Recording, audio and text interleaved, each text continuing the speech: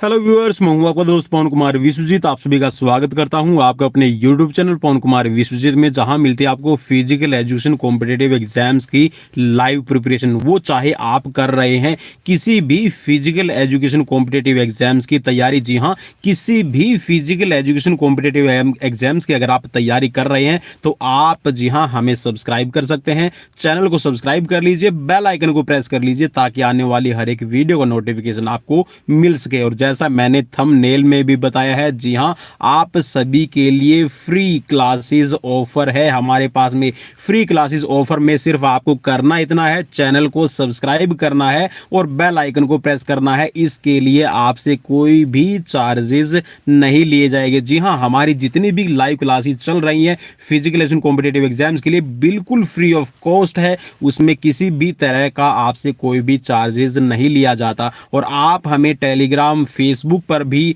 हमें जी हाँ फॉलो कर सकते हैं, क्योंकि वहां पर हम आपको पीडीएफ फाइल्स और साथ में जो इमेजेस है उनके थ्रू जो क्वेश्चन आंसर है वो प्रोवाइड करवाते रहते हैं। तो चलिए आज की सीरीज की शुरुआत करते हैं। और आज की सीरीज में मैं आपको करवाने वाला हूं ह्यूमन बायोलॉजी में जो हमारे बॉडी के ऑर्गन्स हैं, सिस्टम्स हैं, उनके बारे में मैं आपको बताने वाला हूं डिटेल में। और जी हाँ, आज की क्लास रहेगी 315 नंबर। जी हाँ, लाइव क्लास सीरीज है आज की 315 और चैनल है पवन कुमार विश्वजीत, सिर्फ फिजिकल एजुकेशन और स्पोर्ट्स के लिए। तो चलिए, पहला आपके लिए जो पॉइंट बन रहा है वो है आपके सेल्स से रिलेटेड। जी हाँ, सेल्स है हमारी शरीर की सबसे छोटी इकाई और सबसे छोटी और संरचनात्मक या फिर उसको आप क्रियात्मक इकाई कहिएगा। मींस यहां पर जो हमारा पूरा का पूरा बॉडी सिस्टम है वो डिपेंड करता है सेल्स पर। और आपकी बॉडी के अंदर जितने भी ऑर्गन्स हैं उनके अंदर डिफरेंट टाइप ऑफ सेल्स पाए जाते हैं। और जितने भी डिफरेंट टाइप ऑफ सेल्स हैं उनके अंदर किसी के अंदर न्यूक्लियस मिलेगा, किसी के अंदर न्यूक्लियस नहीं है, किसी के अंदर माइटोकॉन्ड्रिया, किसी के अंदर आपका गोल्जी काय, किसी के अंदर आपका एंडोप्लाज्मिक रेक्टिकुलम, किसी के अंदर सॉफ्ट प्लाज्मिक रेक्टिकुलम। ठीक है, तो ये इस तरह के कुछ आपके सेल्स की संरचना के अंदर पार्ट्स रहते हैं जो आपकी बॉडी में एनर्जी का प्रोडक्शन करने के लिए रिस्पॉन्सिबल रहते हैं। तो पहला पॉइंट है कि कोशिका शरीर की मूलभूत संरचनात्मक का मतलब है निर्माण करने वाली, और क्रियात्मक का मतलब है कि वो कार्य भी करती है। तो ये एक आपकी क्रियात्मक और संरचनात्मक इकाई है। समान कार्य करने वाली कोशिकाएं मिलकर ऊतकों का निर्माण करती है। समान कोशिकाओं का मतलब है कि जैसे आपकी मसल्स है, मसल्स के अंदर आपके जो सेल्स पाए जाते हैं वो एक प्रकार के एक तरह के सेल्स रहते हैं जो सिर्फ आपके टिश्यूज का निर्माण करते हैं। टिश्यूज मिलके फिर आपके पेशी का निर्माण करते हैं और पेशी मिलके पूरा एक मसल्स का निर्माण करती है। तो ठीक है, ऐसे ही आपकी हड्डियों के अंदर पेशी आपकी जो है वो अलग रहती है। ठीक है, आपका जो सेल्स है वो अलग अलग रहेगा। तो यहाँ पर जो कोशिका है, कोशिका मिलके निर्माण करती है ऊतक का, और ऊतक का निर्माण जब होगा तो अंग का निर्माण होगा, और एक ऑर्गन का निर्माण होगा तो फिर सिस्टम का निर्माण होगा, और फिर यहाँ पर पूरा का पूरा मानव शरीर। तो यहाँ पर ये सीक्वेंस भी याद करिएगा कि सबसे पहले है कोशिका, उसके बाद में आता है टिश्यू, टिश्यू के बाद में ऑर्गन, ऑर्गन के बाद में सिस्टम, और सिस्टम के बाद में फिर है आपका पूरा पूरा ह्यूमन बॉडी। चलिए नेक्स्ट की तरफ बढ़ते हैं। और नेक्स्ट है आपकी बॉडी में सिस्टम से रिलेटेड। तो सिस्टम का होता क्या है, कई बार आपसे ये पूछ लिया जाता है कि तंत्र किसे कहते हैं या फिर सिस्टम किसे कहते हैं। तो दो या दो से अधिक तरह के ऊतक मिलकर अंग का निर्माण करते हैं। शरीर के विभिन्न अंग एक साथ समूहित होकर किसी विशिष्ट कार्य या क्रिया का संपादन करते हैं तथा एक तंत्र का निर्माण करते हैं। उदाहरण के लिए जो यहाँ पर बताया गया है ये है आपका पाचन तंत्र, श्वसन तंत्र और जनन तंत्र। तो इस तरह से आप यहां पर ये समझ सकते हैं। अगर मैं आपको एग्जांपल दूं यहां पर जो आपका पाचन तंत्र है, अब पाचन तंत्र के अंदर देखिए कितने सारे आपके बॉडी के जो ऑर्गन्स मिलके काम करते हैं, जिसके अंदर आपका माउथ कैविटी आ जाती है। माउथ कैविटी के अंदर आपके डिफरेंट टाइप ऑफ दांत, जी हाँ टीथ है, वो रहते हैं। फिर आपकी टंग है, वो भी एक आपका अलग से एक बॉडी पार्ट है। इसके बाद में फिर आपकी आइसोफेगस मींस जो फूड पाइप है, उसके बाद में स्टमक, उसके बाद में फिर इंटेस्टाइन, इंटेस्टाइन भी फिर दो प्रकार की हो गई है, जिसमें लार्ज इंटेस्टाइन और स्मॉल इंटेस्टाइन, दोनों का अलग अलग काम रहेगा, दोनों अलग अलग तरीके से कार्य करती हैं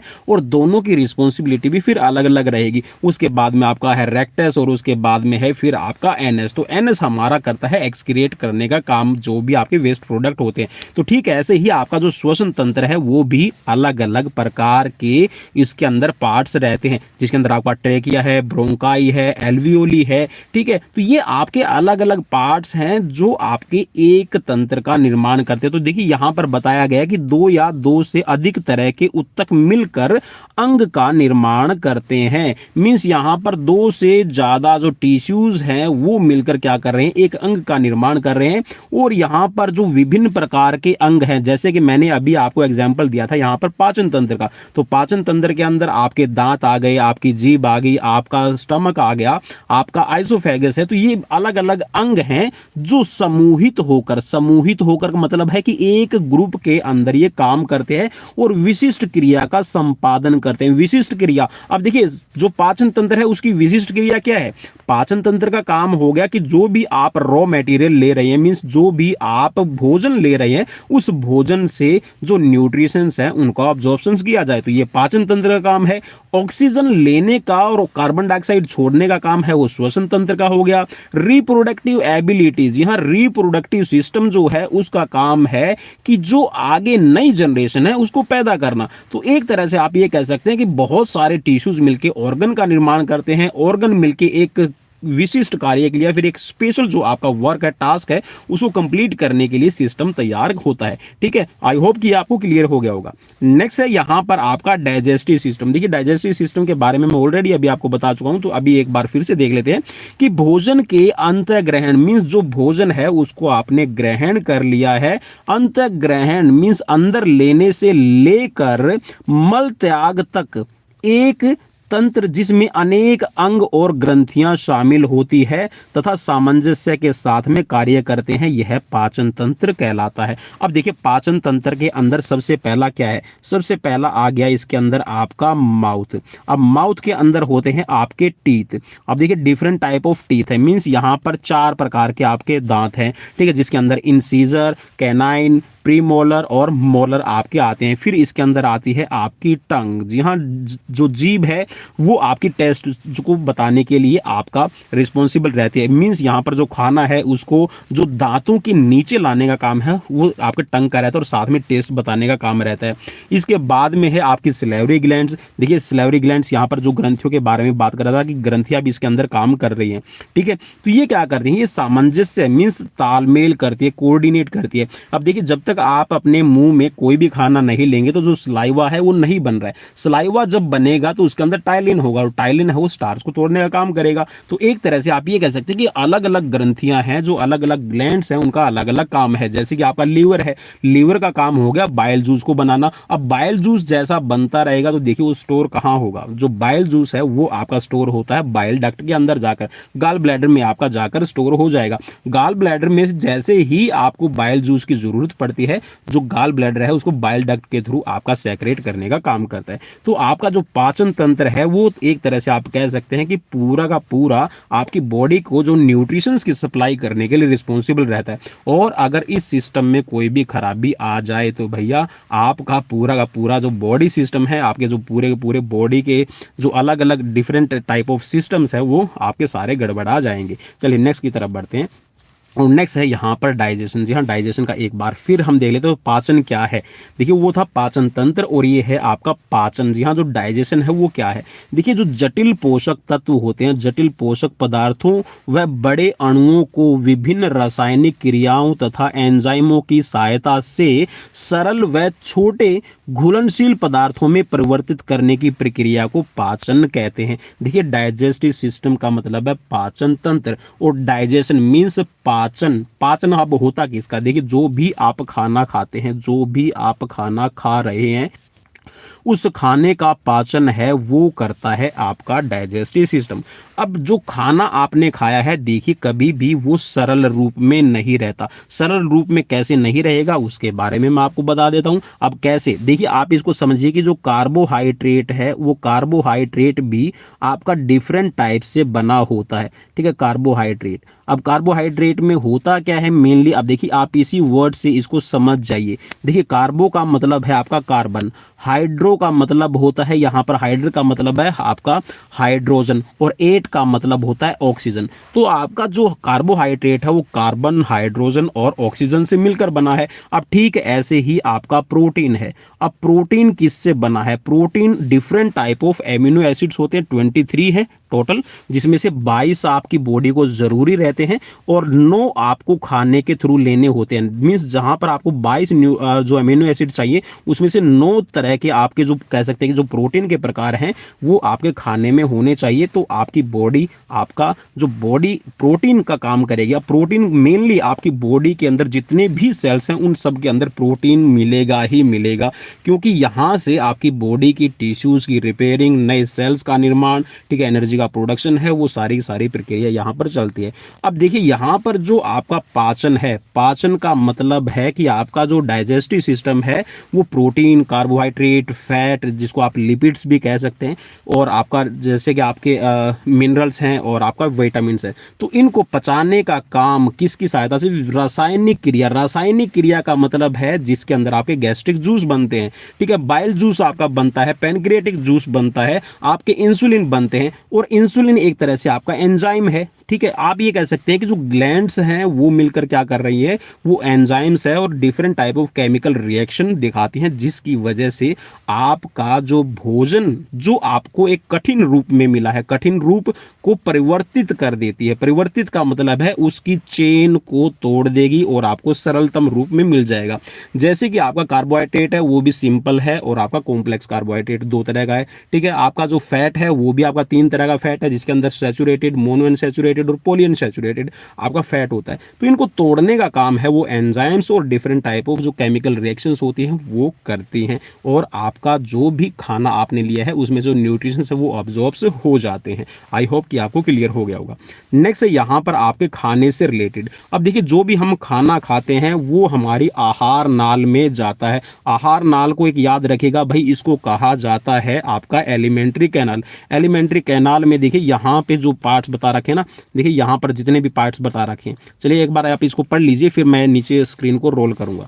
देखिए यहाँ पर लिखा हुआ है कि आहार नाल मीन्स एलिमेंट्री कैनाल, इसे नाल भी कहते हैं, पोषण नाल भी कहा जाता है, और इसकी लंबाई 8 से 10 मीटर होती है। अब आप बोलेंगे सर 8 से 10 मीटर कैसे हो गया? देखिए भाई मुंह की भी कुछ लंबाई होती है, ठीक है, मुंह की जो कैविटी है, मुंह की कैविटी हो गई, ठीक है, फिर इसके बाद में आपका फेरिंग्स आ गया है, ठीक है, इसके बाद में फिर आपका आ गया है जो आपके आइसोफेगस है, इसकी भी कुछ लंबाई होती है, ठीक है, स्टमक की भी आपकी कुछ लेंथ रहेगी, फिर उसके बाद में छोटी आंत की तो भाई आपकी 6.25 मीटर है, ठीक है, 6.25 मीटर तो लगभग है ही, और वो डिपेंड करता है इंडिविजुअल पे। बड़ी आंत है वो 1.5 मीटर की हो गई, उसके बाद में आपका रेक्टस और आपका एनएस। तो ये आपका जो मुंह से लेकर एनएस मीन जहाँ से आपका वेस्ट प्रोडक्ट निकलता है, जो टॉयलेट मल द्वार है, वहाँ तक इसकी लंबाई हो जाती है लगभग 8 से 10 मीटर, और 8 से 10 मीटर में अगर आप इसको फीट में कन्वर्ट करेंगे तो लगभग 30 से 32 फीट की इसकी टोटल लेंथ रहती है। ठीक है, ये भी क्वेश्चन आपसे पूछा जा सकता है।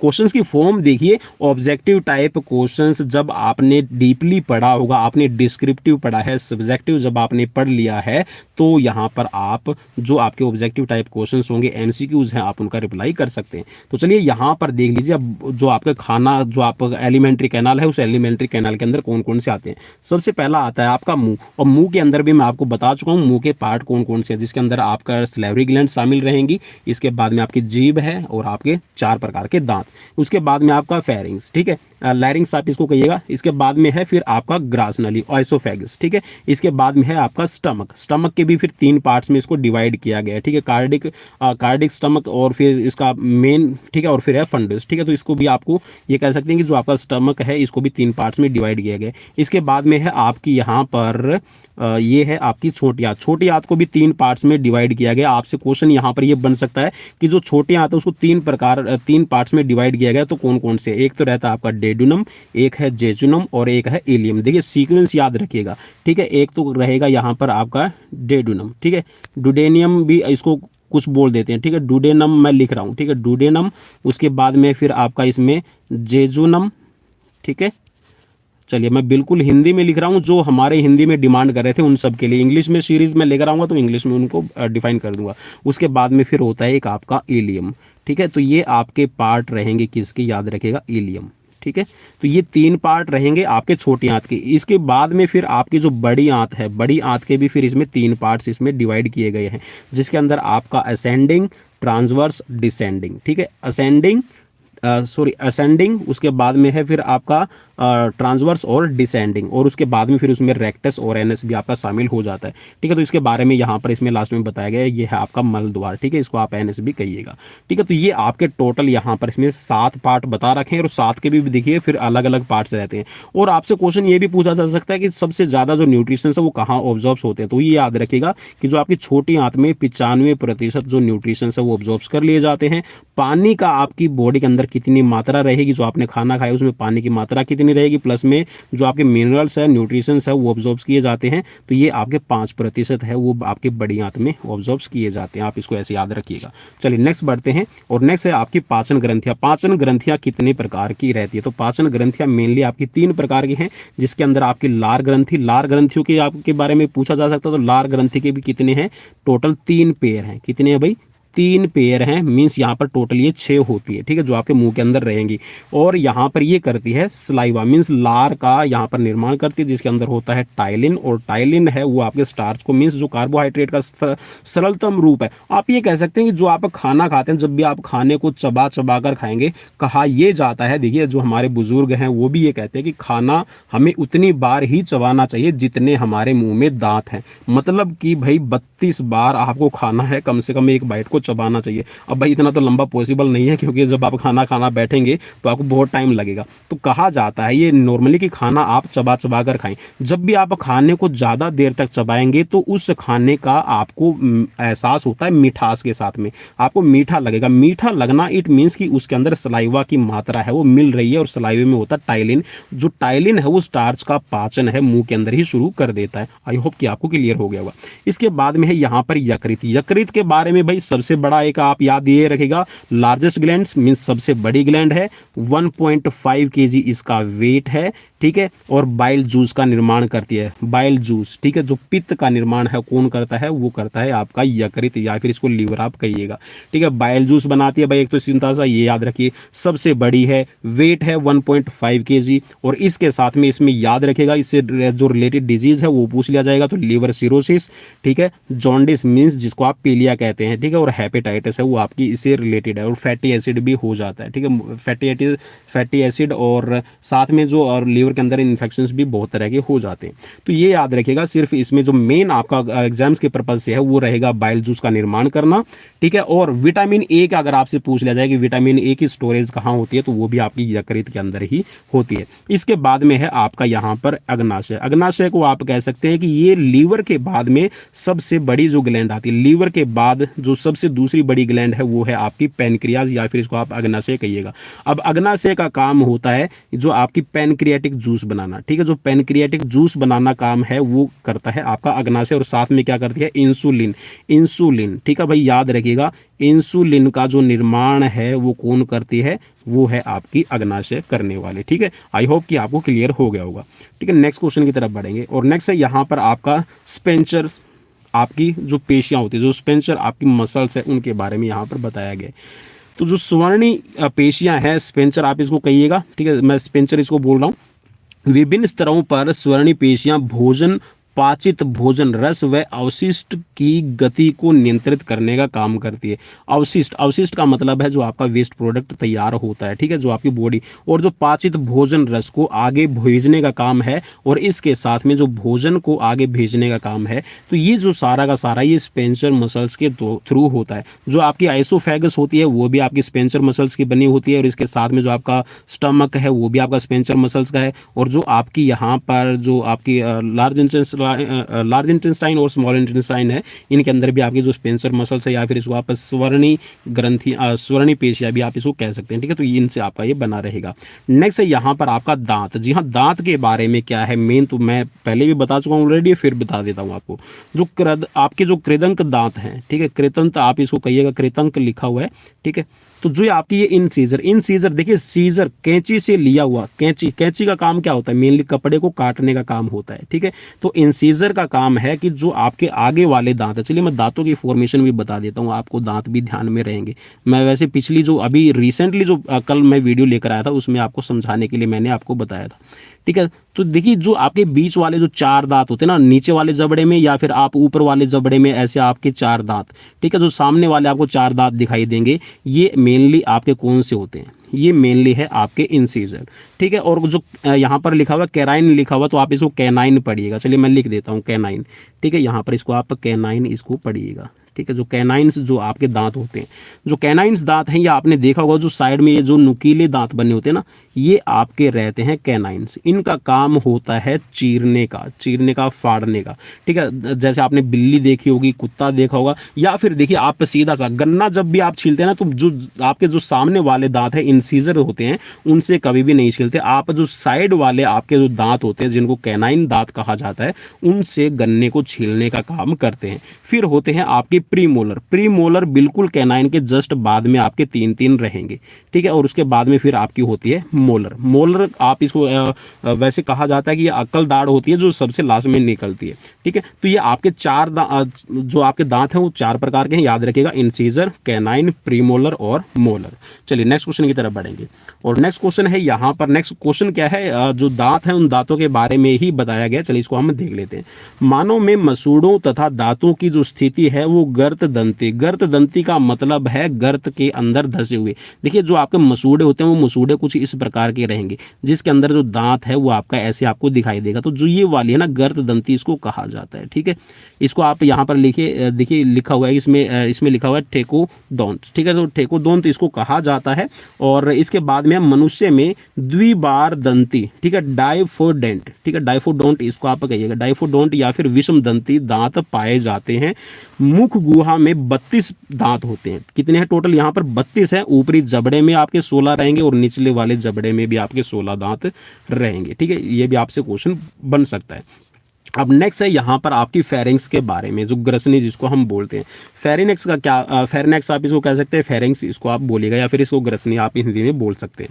अपनी संरचना से ये सुनिश्चित करती है कि भोजन श्वास नली में तथा वायुग्रास नाल में प्रविष्ट ना हो पाए। ग्रसनी को 3 भागों में विभक्त किया गया है। अब कितने भागों में विभक्त किया गया है आप इसमें देख सकते हैं। कौन कौन से भाग है, जो फेरिंग्स है इसके फेरिंग्स के 3 भाग है, देखिए याद रखिएगा नाम। एक है नासाग्रसनी का है मतलब कि यहाँ पर जो आपका देखिए मुंह की, चलिए मैं मुंह बनाने की कोशिश करूंगा।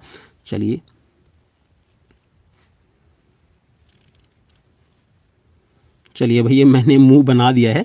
अब देखिए जो ये वाला पार्ट होता है ना, जैसे आपकी ये नेजल कैविटी है, ठीक है, ये नेजल कैविटी, और यहाँ से ये वाला पार्ट, जो ये वाला पार्ट है जहाँ पर आपका मुंह में आके मिलती है, जो ये वाला पार्ट है इसको कहा जाता है नेसोफेरिनेक्स, ठीक है। ओरोफेरिनेक्स होता है बिल्कुल मुंह के सामने, जो आपको बिल्कुल जैसे आप अपना मिरर के अंदर भी, दर्पण के अंदर, शीशे के अंदर जब भी आप देखेंगे तो जो सामने वाला बिल्कुल आपको जो पार्ट दिखाई देता है उसको कहते हैं ओरोफेरिनेक्स, ठीक है। ओरोफेरिंक्स आप इसको कह सकते हैं, ठीक है। और फिर होता है आपका लैरिंग्स फेरिनेक्स। लैरिंग फेरिनेक्स कौन सा होगा, बिल्कुल जो आपका दांत से नीचे का जो आपको पार्ट दिखाई देगा, ठीक है, जिससे आपका जो भोजन है जो आपका जाता है आपकी फूड पाइप में, ठीक है। तो ये वाला भाग आपका कहलाएगा। चलिए नेक्स्ट बढ़ते हैं। नेक्स्ट है इसमें आपका पॉइंट नंबर 10, और पॉइंट नंबर 10 में हम करेंगे आमाशय के बारे में। देखिए आमाशय स्टमक के बारे में मैं पहले ही बता चुका हूँ, आपसे आकृति के बारे में भी क्वेश्चन यहाँ पर पूछ सकता है, ठीक है। आपको क्वेश्चन दिया मिलेगा कि जो स्टमक है उसका आकार कैसा होता है, जेड आकार का, एस आकार का, जे आकार का या फिर जी आकार का, ठीक है। ऐसे आपको क्वेश्चन बना के दे सकता है, तो आपको वहाँ पर पहचानना है। तो हमेशा याद रखिएगा जो स्टमक है इसका आकार कौन सा है, जे, इंग्लिश का जो जे अक्षर है उसी प्रकार का आपका ये रहेगा, ठीक है। चलिए मैं बना के बता देता हूँ आपको। ये कुछ इस तरह का आपका स्टमक रहता है, ठीक है, ये वाला जो अभी मैंने बनाया है, यहाँ पे आपकी इंटेस्टाइन आपकी इसमें अटैच रहती है डेड्यूनम के साथ में। तो यहाँ पर जो आकार है इसका जे रहेगा, यह 1 से लेकर 3 लीटर तक आहार को धारित कर सकता है। 1 से लेकर 3 लीटर मीन्स यहाँ पर जो लिक्विड फॉर्म में है या फिर आपका सॉलिड फॉर्म में जो भी आप खाना खाते हैं, 1 से लेकर 3 लीटर तक की इसकी कैपेसिटी रहती है, ठीक है, जिसको ये धारित कर सकता है। मीन्स आप 1 से लेकर 3 लीटर की अमाउंट में जो खाना है उसको खा सकते हैं। लीटर में है, अगर आप इसको किलोग्राम में कन्वर्ट करेंगे तो भाई 2 से 2.5 किलो आप इसको कर सकते हैं, ठीक है। आमाशय को 3 भागों में विभक्त किया गया है। कितने भाग है भाई, मैं ऑलरेडी बता चुका हूँ जब मैंने जो आपके खाने के पार्ट बताए थे उसमें, ठीक है। तो यहाँ पर 3 प्रकार का है, कौन कौन सा है? एक तो है आपका कार्डिक, ठीक है, कार्डिक पार्ट रहेगा, एक है आपका जठर निगर्मी भाग और एक है फिर आपका फंडिस, ठीक है। तो ये 3 पार्ट्स में आपका जो मेन आपका जो स्टमक है इसको डिवाइड किया गया है। नेक्स्ट है यहाँ पर आपका छोटी आंत के बारे में। अब छोटी आंत के बारे में भी भाई मैं डिटेल में बता चुका हूँ कि छोटी आंत है क्या मेनली। तो भोजन का सर्वाधिक पाचन तथा अवशोषण छोटी आंत में होता है। पाचन का मतलब है कि भोजन के अंदर जो आपका न्यूट्रिशंस है उनका ऑब्जॉर्प्शन किया जाना, ठीक है, अवशोषण या फिर आप इसको पाचन कहिएगा, ठीक है। तो जो छोटी आंत है उसके अंदर जितने भी आपकी न्यूट्रिशंस है उनका पाचन किया जाता है, उसको पचाया जाता है। छोटी आंत को 3 भागों में विभक्त किया गया है। अब जो छोटी आंत है उसको भी 3 भागों में विभक्त किया गया है। अब कौन कौन से? एक तो है आपकी ग्रहणी, एक है अग्र शुक्रांतर और एक है आपकी शुद्रांतर, ठीक है। तो यहाँ पर भाई अगर आप इनके इंग्लिश में नाम याद करना चाहते हैं तो ये होते हैं आपका डेडुनम, जेजुनम और इलियम, ठीक है, याद रखिएगा सीक्वेंशनल में। चलिए मैं इसको बता देता हूँ। डी से यहाँ पर इसको आप डेडुनम कर लीजिएगा, ठीक है, जे से आप इसको जेजुनम कर लीजिएगा और ई से आप इसको एलियम कर लीजिएगा, ठीक है। तो ये आपके 3 पार्ट रहते हैं, ठीक है, डेडुनम, जेजुनम, इलियम। अगर आपसे सीक्वेंस भी पूछे तो इसी सीक्वेंस में आपको ये याद रखने।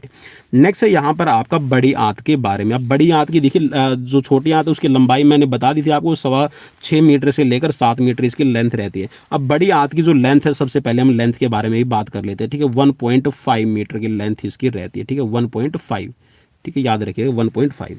तो अब बड़ी आंत के बारे में ये बता रहा है कि यह मुख्य रूप से जल व खनिज लवणों का अवशोषण कर अपचित भोजन को मल द्वार से उत्सर्जित करती है।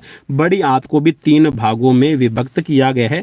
एक है आपकी अधांतर, ठीक है, या फिर इसको अंधनाल आप इसको कहिएगा, फिर है एक आपकी वृद्धांतर और एक है फिर आपका मलाशय, ठीक है। तो आप इसको ऐसे भी याद रखिएगा, असेंडिंग, ट्रांसवर्स और डिसेंडिंग। उसके बाद में फिर आपका रेक्टस और एनएस इसके अंदर शामिल रहता है। चलिए नेक्स्ट बढ़ते हैं। नेक्स्ट है यहाँ पर आपका डाइजेस्टिव ग्लैंड्स के बारे में। अब डाइजेस्टिव ग्लैंड्स के बारे में क्या खास है वो आप यहाँ पर पढ़ सकते हैं। तो पाचन तंत्र में कुछ पाचन ग्रंथियाँ पाई जाती हैं, जैसे कि आपका इसमें बताया गया है सलाइवा, ठीक है, मीन्स जो सिलेवरी ग्लैंड्स है, यकृत मीन्स आपका लीवर और अग्नाशय। ये ग्रंथियाँ पाचक रसों द्वारा भोजन के पाचन में सहायता करती हैं। छोटी आंत आदि अंग भी पाचक रसों का स्त्रावण करते हैं। मीन्स यहाँ पर जो आपकी जो स्मॉल इंटेस्टाइन है, आपका स्टमक है, वो भी आपके जूस बनाता है। लेकिन जो मेन आपकी ग्लैंड्स की बात कर रहे हैं तो ग्लैंड्स आपकी 3 है। कौन कौन सी? एक तो लार ग्रंथि लार्व का निर्माण करेगी, यकृत है पित्त का निर्माण करेगी, ठीक है, और इसके बाद में जो अग्नाशय है वो आपका अग्नाशय या फिर ये कह सकते हैं कि जो जठर आपका रस होता है, जठर रस को बनाने का, या फिर आप इसको अग्नाशय रस आप इसको कहिएगा, पैनक्रियाटिक रस और आपका इंसुलिन का निर्माण ये मेनली करती है।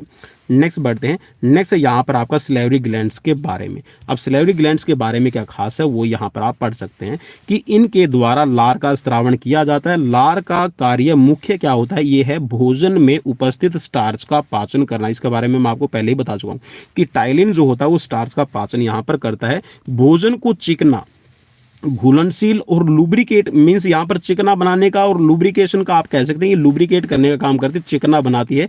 जब इसके अंदर जैसे जैसे सलाइवा मिलता जाएगा तो जो आपका खाना है वो सॉफ्ट होता चला जाएगा और आपको आइसोफेगस में जो आपकी आहार नाल है उसके अंदर ले जाने में आपको कोई प्रॉब्लम नहीं होगी। घुलनशील बनाता है तथा दांतों, मुख गुहिका व जीभ की सफाई करने का काम करती है, ठीक है, अपने आप ऑटोमेटिकली। कि एक तरह से आप ये कह सकते हैं कि जो आपने खाना खाया उस खाने को खाने के बाद में जो आपके मुंह के अंदर जो आपकी माउथ कैविटी है उसको साफ करने का काम भी सलाइवा करता है। अब ये कितने प्रकार की है? ये 3 प्रकार की है। एक तो है आपकी कर्णपूर्व ग्रंथि, एक है फिर आपकी अधोजंभ और आप इसको कह सकते हैं अविचुबकीय अभी चुबुकीय लार ग्रंथि और इसको बाद में है यहाँ पर अधोजीवा ग्रंथि। ठीक है, तो ये तो आपकी 3 तरह की रहेंगी।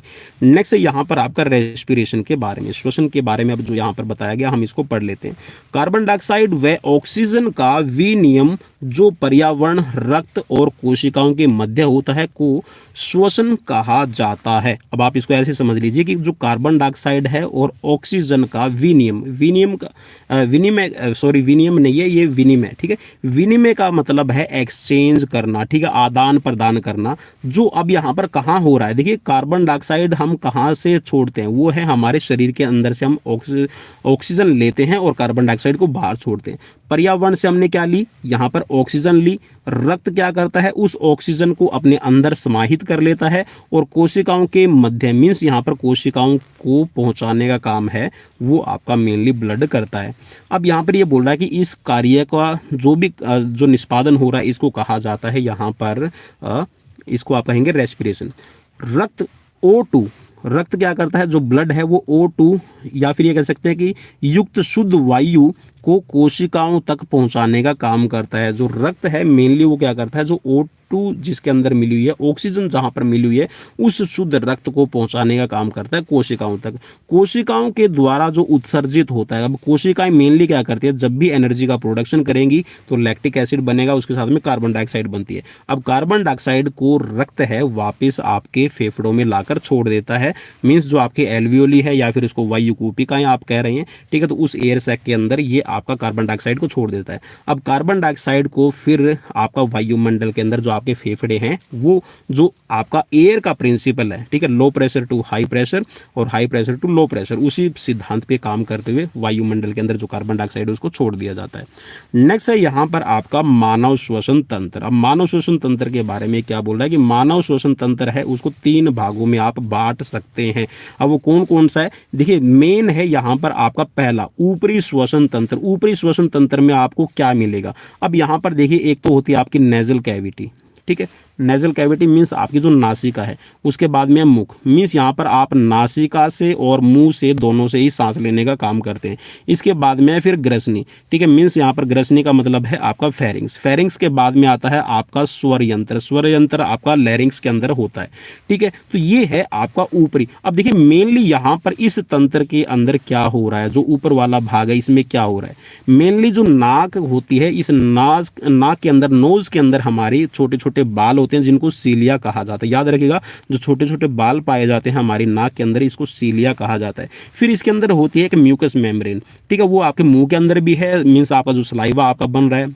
ठीक है, आपकी जो फेरिनेक्स है, इस फेरिंग्स के अंदर भी आपका मेनली जो म्यूकस मेम्ब्रेन है वो म्यूकस बनाने का काम करती है। अब म्यूकस मेनली आपका क्या कर रहा है, जब बाहर का एनवायरनमेंट ठंडा होता है, जैसे कि अभी सर्दी है तो जो हवा है उस हवा का टेम्परेचर है डाउन रहता है, तो ये जो आपका म्यूकस बनता है ये गर्म आएगा। ठीक है, इसका जो टेम्परेचर वो बढ़ा हुआ होगा, तो जैसे ही हवा अंदर जाती है तो उस हवा के टेम्परेचर को ये बढ़ाने का काम करता है सर्दियों में। और गर्मियों में जो हवा गर्म होकर हमारे शरीर के अंदर प्रवेश करती है उसके टेम्परेचर को डाउन करने का काम, और जो डस्ट पार्टिकल हवा के थ्रू हमारे शरीर में प्रवेश कर रहे हैं उसको म्यूकस मेम्ब्रेन, जो म्यूकस निर्माण करता है, जो म्यूकस है और आप कह सकते हैं जो सीलिया है, वो रोकने का काम करते हैं। ठीक है, स्वर यंत्र से जब भी पास होगा, ठीक है, जो हवा है वो पास होगी तो हमारी आवाज़ निकलती है। ठीक है, एपिग्लोटिस वाले इसको कहिएगा। ठीक है, आप इसको ऐसे समझ सकते हैं। नेक्स्ट है यहाँ पर आपका निचला श्वसन तंत्र। अब निचले श्वसन तंत्र के अंदर क्या रहेगा, आप देखिए जैसे ही आपका कंठ आता है जहाँ पर स्वर यंत्र है, उस स्वर यंत्र से निचला भाग शुरू होता है। अब इसमें कौन कौन सी है, इसमें है आपकी श्वास नली। श्वास नली को आप कह सकते हैं ट्रैकिया। इसके बाद में आपके फेफड़े, ठीक है, और श्वसनी। श्वसनी का मतलब है यहाँ पर ब्रोंकाई। इस फेफड़ों के अंदर आपकी ब्रोंकाई होती है। ठीक है, और जो आपकी ब्रोंकियोल, ठीक है, और इसके बाद में है आपकी कूपिका। चलिए मैं थोड़ा सा यहाँ पर फेफड़ों के बारे में थोड़ा सा आपको एक चित्र बनाकर बता देता हूँ। चलिए थोड़ा सा मैं बनाने की कोशिश करूँगा जिससे आपको थोड़ा सा आइडिया आ जाएगा। चलिए ये है आपका लेफ्ट और ये रहेगा आपका राइट। ठीक है। राइट थोड़ा सा आपका जो यहाँ पर जो फेफड़ा है वो बड़ा रहेगा और उसके अंदर आपकी जो ब्रोंकाई है वो 3 भागों में विभक्त होती है, ठीक है। ब्रोंक्यूल आप इसको कह सकते हैं, ठीक है। तो जो ये वाला पार्ट है ये तो होती है आपकी ब्रोंकाई, और जो ऊपर इसमें सी टाइप के जो आपके कार्टिलेज रहते हैं, ठीक है, ये होती है आपकी ट्रैकिया। और ट्रैकिया के बाद में आपका यहाँ पर नीचे आता है ब्रोंकाई, ब्रोंकाइल के बाद में है आपके ब्रोंक्यूल, और ब्रोंक्यूल के बाद में आपके एयर सैक, छोटे छोटे एयर सैक आपके इसमें बने होते हैं, ठीक है। अब ये भी आपसे पूछा जा सकता है कि जो आपका यहाँ पर ये राइट है, ठीक है, ये कौन सा है, ये राइट है और ये लेफ्ट है आपका, ठीक है। तो जो आपका राइट वाला जो लंग है, इस राइट वाले लंग के अंदर कितने लोब बने होते हैं, तो इसमें आपके 3 लोब होते हैं। और जो हार्ट की तरफ आपका, हार्ट की तरफ मीन्स जो लेफ्ट साइड में आपका लंग है, इस लंग के अंदर 2 लोब बने होते हैं। ये आप जरूर याद रखिएगा, ये क्वेश्चन आपसे कई बार पूछा जाएगा, ठीक है। चलिए अब नेक्स्ट बढ़ते हैं। यहाँ पर आपका श्वसन मांसपेशियों में मुख्य रूप से मध्यपट, मध्यपट का मतलब है यहाँ पर इसको डायफ्राम आप इसको कह सकते हैं, ठीक है। तो डायफ्राम है मेनली आपका क्या कर रहा है, अब डायफ्राम कुछ इस तरह का रहेगा, ठीक है, जिसके ऊपर आपके जो लंग्स है वो आपके कुछ इस तरह में आपके लंग्स बने रहेंगे, ठीक है। चलिए मैं ये बना के बता देता हूँ थोड़ा सा आपको, ताकि आइडिया इसमें आ जाए। अब ये जो आपका मेनली जो डायफ्राम है ये क्या कर रहा है, जो आपका स्टमक वाला पार्ट है जिसके अंदर पेट आप इसको कहिएगा, ठीक है, जो पेट है इसको अलग करेगा आपका लंग्स से, ठीक है।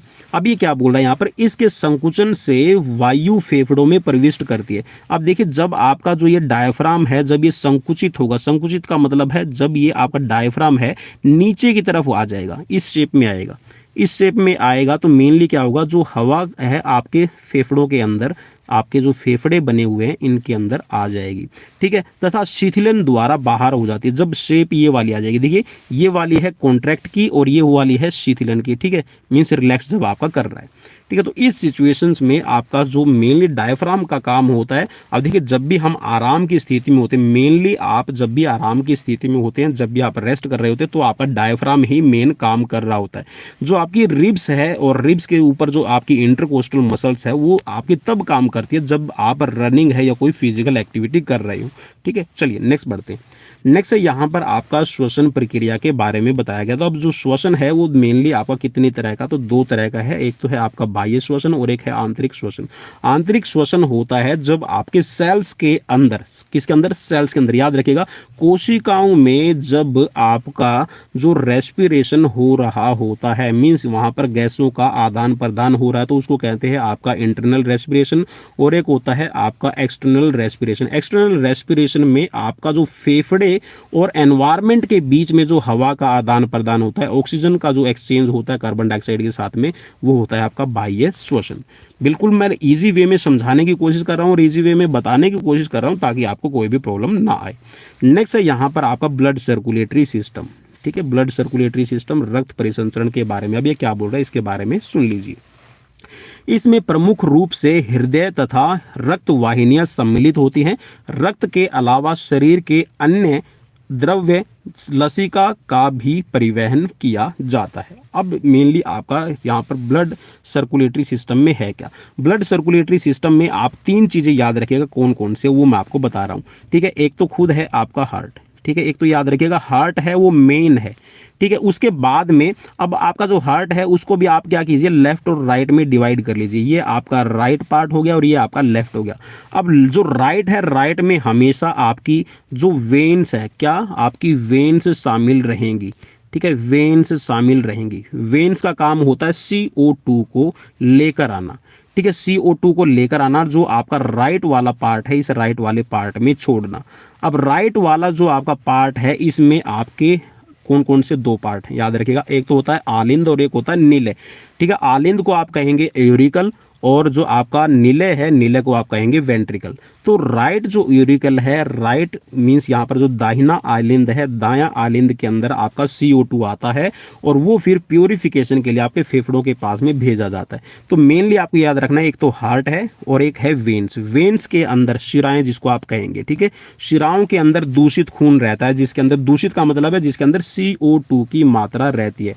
और जो लेफ्ट है मीन्स हमारा जो लेफ्ट साइड है, लेफ्ट साइड जो हार्ट की होती है उसमें हमेशा शुद्ध रक्त, ठीक है, कौन सा भाई, शुद्ध। शुद्ध का मतलब है जिसके अंदर O2 ऑक्सीजन की मात्रा वाला जो रक्त है वो आपका शामिल रहता है, ठीक है। इसके अंदर भी आपके फिर दो पार्ट हैं, लेफ्ट एरिकल और आपका लेफ्ट वेंट्रिकल।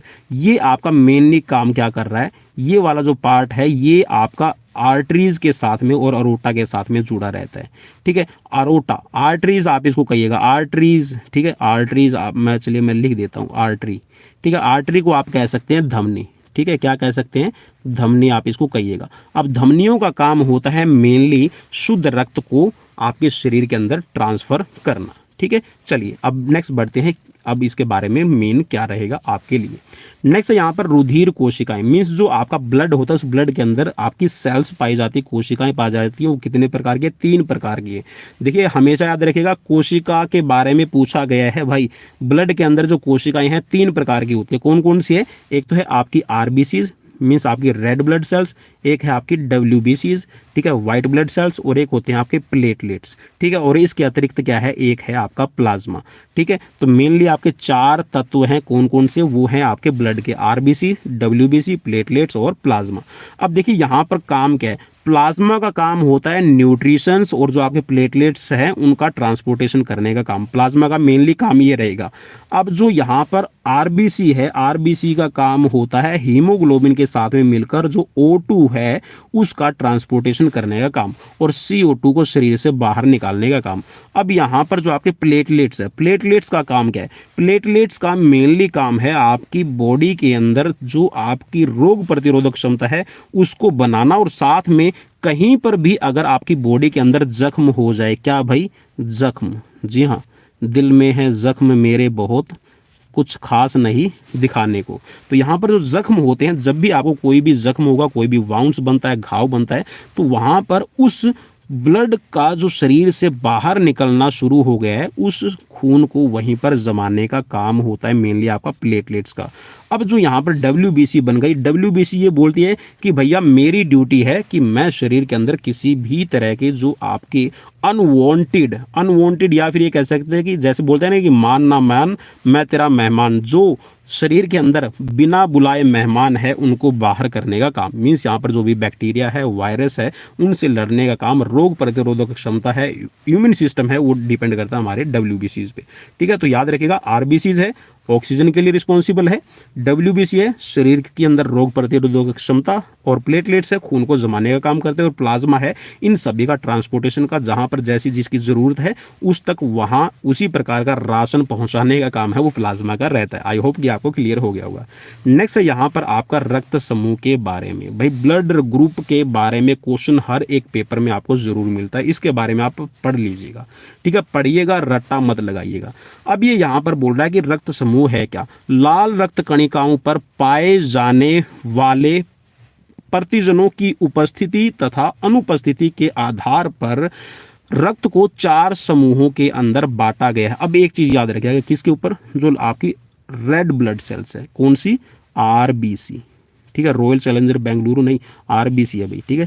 तो यहाँ पर जो आरबीसी है, रेड ब्लड सेल्स हैं, इन रेड ब्लड सेल्स पर आपके एंटीजन्स पाए जाते हैं, ठीक है। अब ये कौन कौन से एंटीजन्स हैं, यहाँ पर इनको आप ग्रुप के अंदर बांटा गया है, ठीक है। एक तो है आपका ए, ठीक है, बी और ए बी और ओ, ठीक है। तो ये है RH प्रतिजन की उपस्थिति के आधार पर रक्त को 2 प्रकार से बांटा गया है, ठीक है। एक तो होता है RH प्लस फैक्टर और एक होता है आपका RH नेगेटिव फैक्टर। अब जिसका ब्लड ग्रुप ए है, अब ए सिर्फ आपका एक अकेला ब्लड ग्रुप नहीं मिलेगा, ए में या तो ए नेगेटिव मिलेगा या फिर आपका ए पॉजिटिव मिलेगा, ठीक है। इसी तरह से आपका जो बी ग्रुप है ब्लड का, उसके अंदर बी नेगेटिव या फिर आपका बी पॉजिटिव मिलेगा, ठीक है। इसी तरह से जो आपका ए बी, ठीक है, ए बी जो आपका ब्लड ग्रुप है वो आपका ए बी नेगेटिव या फिर आपका ए बी पॉजिटिव आपको मिलेगा। अब सिर्फ यही एक ऐसा ब्लड ग्रुप है, कौन सा, ए बी जो ब्लड ग्रुप है वही एक ऐसा है जो ले सबसे सकता है, जी हाँ, सबसे ले सकता है, लेकिन देगा सिर्फ अपने ही ब्लड ग्रुप वाले को, ठीक है, दूसरे वाले को नहीं दे सकता। जो बी ब्लड ग्रुप है वो किसी को भी दे सकते हैं, ठीक है। मीन्स यहाँ पर जो बी ब्लड ग्रुप है वो भी सबका ले सकता है, लेकिन ये है सिर्फ एक अपने वाले को ही देगा, ठीक है, ए बी सिर्फ अपने को ही देगा। और यहाँ पर जो ओ ब्लड ग्रुप है, ओ ब्लड ग्रुप है वो सबको दे सकता है। ओ ब्लड ग्रुप एक ऐसा है जो सभी को दे सकता है, लेकिन इसमें भी याद रखिएगा ओ प्लस जिसका है, ओ मीन्स ओ पॉजिटिव जिसका है वो सभी को नहीं दे पाएगा। इसके अंदर भी जो ओ नेगेटिव होता है वो यूनिवर्सल डोनर रहता है। यूनिवर्सल डोनर है वो है ओ ब्लड ग्रुप, ठीक है, ये वाला ओ ब्लड ग्रुप। और जो यूनिवर्सल रेसिपिएंट है मीन्स सबका लेने वाला है, रेसिपिएंट है, वो है आपका ए बी ब्लड ग्रुप, ठीक है। तो ये हैं आपके कुछ खास। और आर एच फैक्टर है वो रेसस बंदर से लिया गया है, ठीक है। यहाँ से आप इसको ऐसे समझ लीजिएगा कि जब भी आर एच जो फैक्टर की खोज है वो रेसस बंदर पे की गई थी। चलिए नेक्स्ट बढ़ते हैं। नेक्स्ट है यहाँ पर आपका धमनी और शिराओं के बारे में। अब इसके बारे में मैं पहले ही ऑलरेडी बता चुका हूँ, लेकिन फिर भी हम पढ़ेंगे। तो धमनी और शिरा के अंदर अगर अंतर आपसे पूछ लिया जाए तो क्या है, तो मेनली है जो धमनियाँ होती है, आर्टरीज जो होती है उनके अंदर शुद्ध रक्त रहता है, और जो शिराएं हैं, वेन्स जिसको हम कहते हैं, उनके अंदर अशुद्ध रक्त पाया जाता है। अब ये बोल रहा है कि जिन रक्त वाहिनियों में O2 शुद्ध रक्त प्रवाहित होता है उन्हें धमनी, तथा जो वी ऑक्सीजनित अपशिष्ट युक्त रक्त का परिवहन करते हैं उन्हें शिरा कहा जाता है, ठीक है। ऑक्सीजन जिसके अंदर होगी भाई, O2 जिसके अंदर है, शुद्ध रक्त जो होगा वो धमनियों के अंदर होगा, ठीक है। और डीऑक्सीजनेटेड जिसके अंदर आपका कार्बन डाइऑक्साइड की मात्रा मिलेगी वो होगी आपकी शिरा के अंदर, ठीक है। आप इसको ऐसे पढ़िएगा। नेक्स्ट भैया बोल रहा है कि आपके हृदय क्या है। भाई हृदय के आकार के बारे में भी आपसे पूछा जा सकता है। तो यहाँ पर हृदय का आकार क्या है, देखिए एक मांसल, यहाँ पर बोल रहा है कि हृदय पेशी ऊतकों से बनी हुई कार्डियक मसल्स। आपसे पूछा जा सकता है कि जो हार्ट है वो कौन सी मसल से बना है, तो आप सीधा सा बताइएगा कार्डियक मसल्स का बना हुआ है, ठीक है। तो मांसल है, मांस का बना हुआ है, ठीक है, खोखला है, और मींस यहाँ पर अंदर से खाली है, और बंद मुट्ठी के आकार का है, ठीक है। बंद मुट्ठी के आकार का ये आपका रहेगा, ठीक है। आप बंद मुट्ठी भी अगर आप अपनी बनाना चाहें तो कुछ इस तरह से आप अपनी बना सकते हैं, ठीक है। चलिए ये बंद मुट्ठी मैंने बना दी, तो इस तरह का कुछ आपका आकार है, ये आपको दिखाई देगा अब इसमें। अब ये बोल रहा है कि इस पर पाया जाने वाला आवरण जो है वो उसको कहा जाता है पेरिकोर्डियम, ठीक है। पेरिकोर्डियम इसको आवरण को नाम दिया गया है। और रेड कलर का ये आपका जो हार्ट है वो रहेगा। इसमें 4 कक्ष पाए जाते हैं, जिसमें से आपके 2 आलिंद और 2 नीले आपके रहेंगे, ठीक है। ये आप जरूर याद रखिएगा। चलिए नेक्स्ट है यहाँ पर आपका एक्सक्रिएटरी सिस्टम के बारे में, उत्सर्जन तंत्र के बारे में क्या बोल रहा है। उपापचयी प्रक्रियाओं के फलस्वरूप निर्मित अपशिष्ट उत्पादों एवं अतिरिक्त लवणों को शरीर से बाहर त्यागना उत्सर्जन कहलाता है। उत्सर्जन से संबंधित अंगों को उत्सर्जन अंग कहते हैं। उत्सर्जन अंगों को सामूहिक रूप से उत्सर्जन तंत्र कहा जाता है। अब उत्सर्जन तंत्र के अंदर कौन कौन से पार्ट आएंगे, मेनली हम ये देखते हैं कि जो उत्सर्जन तंत्र है वो कहा जाता है किडनी को या फिर गुर्दे को, आप उसको कह सकते हैं कि मेनली है जो किडनी है वो यहाँ पर उत्सर्जन तंत्र के तौर पर काम करती है। बाकी इसके अलावा आपकी कौन सी है वो चीज़ याद रखिएगा। एक तो स्किन है, ठीक है, स्किन भी एक आपका एक्सक्रिएटरी सिस्टम का काम करती है, ठीक है। आपकी जो स्वेट ग्लैंड है, स्वेट ग्लैंड, ठीक है, जो स्वेट ग्लैंड्स होती हैं वो भी मेनली आपका जो पसीना है उसको शरीर से बाहर निकालती हैं, और जो भी आपका एक्स्ट्रा अमाउंट में आपके जो आपकी ये कह सकते हैं जो लवण चला गया है, ठीक है, उसको बाहर निकालने का काम करती है।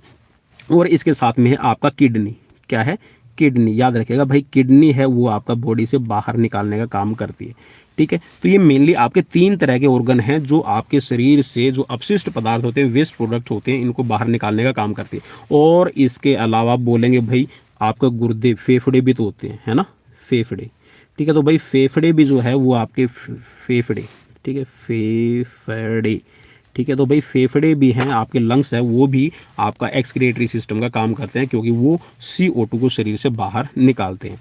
अब ये बोल रहा है कि उत्सर्जन अंग कौन कौन से होते हैं। चलिए भाई यहाँ पर उत्सर्जन अंग पहले ही बता दिया गया है, तो यहाँ पर आप इसमें देख लीजिए कि उत्सर्जन अंग के अंदर कौन सा है। एक तो है मेनली आपका किडनी, उसके बाद में है यूट्रस, और उसके बाद में है यूरिनरी ब्लैडर, और उसके बाद में है आपका यूथेरिया, ठीक है। मीन्स यहाँ पर मूत्र मार्ग, मीन्स किडनी है, किडनी वहाँ पर आपका यूट्रस के अंदर मीन्स जो आपकी मूत्र वाहिनी है उनके थ्रू यूरिनरी ब्लैडर के अंदर यूरिन भेजती है, ठीक है। और यहाँ से जो फिर आपका यूट्रस के थ्रू है वो आपका जो पूरा जो यूरिन है वो शरीर से बाहर निकल जाता है।